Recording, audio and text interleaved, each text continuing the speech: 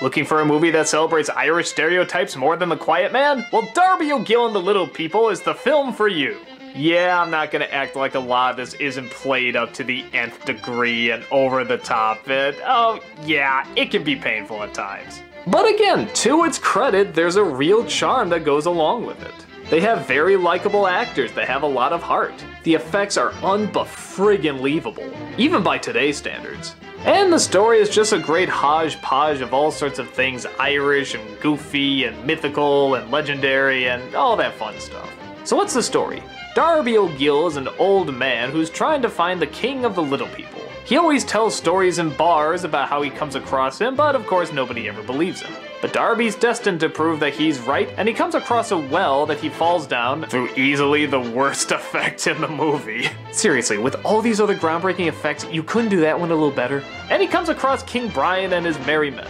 They say that he has to stay there forever, but he manages to slip out. When King Brian goes to capture him back, Darby takes advantage and captures him instead.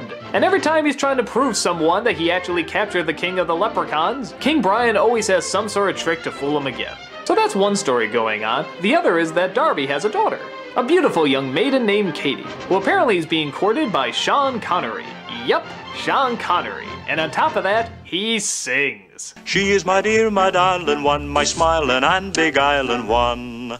I love the ground she walks upon, my darling Irish girl. Yep, there's nothing like a Scottish man doing an Irish accent while poorly dubbing his own voice in a musical moment. But things heat up when Katie is on death's door. Only in Irish lore, it's not the Grim Reaper that comes for her, it's the Banshee. A lot of people may remember that I put this as the #1 scariest nostalgic moment and everyone sort of called on it. And yeah, maybe they're right, maybe it is a little silly now, but I'm sorry, this thing still scares the out of me, especially when he opens the door here.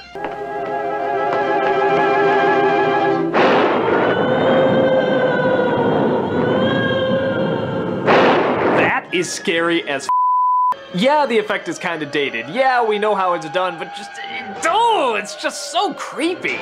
And that's kind of one of the nice things about this movie. Even though there's a lot of chipper, upbeat things in it, there is also sort of that dark undertone that's throughout the whole thing.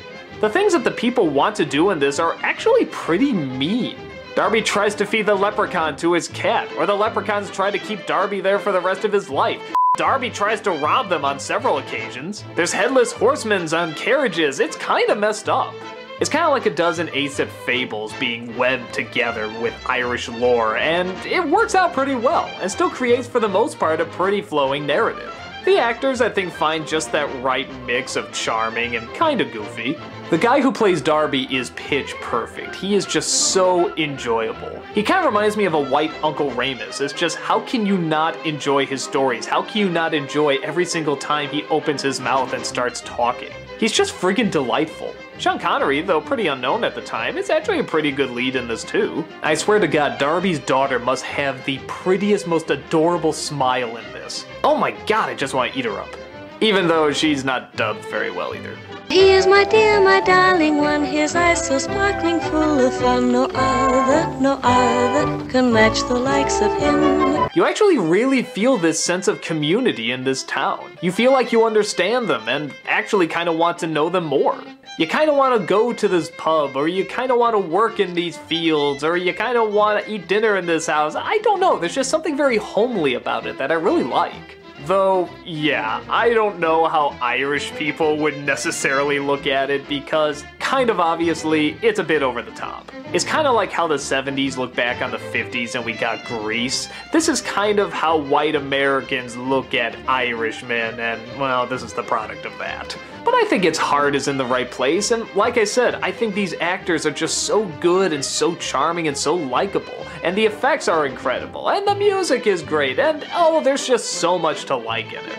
So it's hard to say. If you're an Irish person, I can vouch for it, and I could be totally wrong in saying that you won't get offended. You have every right to be offended if you are. But just know that a lot of people nowadays know that this is played up as well, and enjoy it because it is just so fun and silly. Especially if the people watching know that it's played more for goofs and laughs. So I say it's definitely a fun flick, and worth checking out.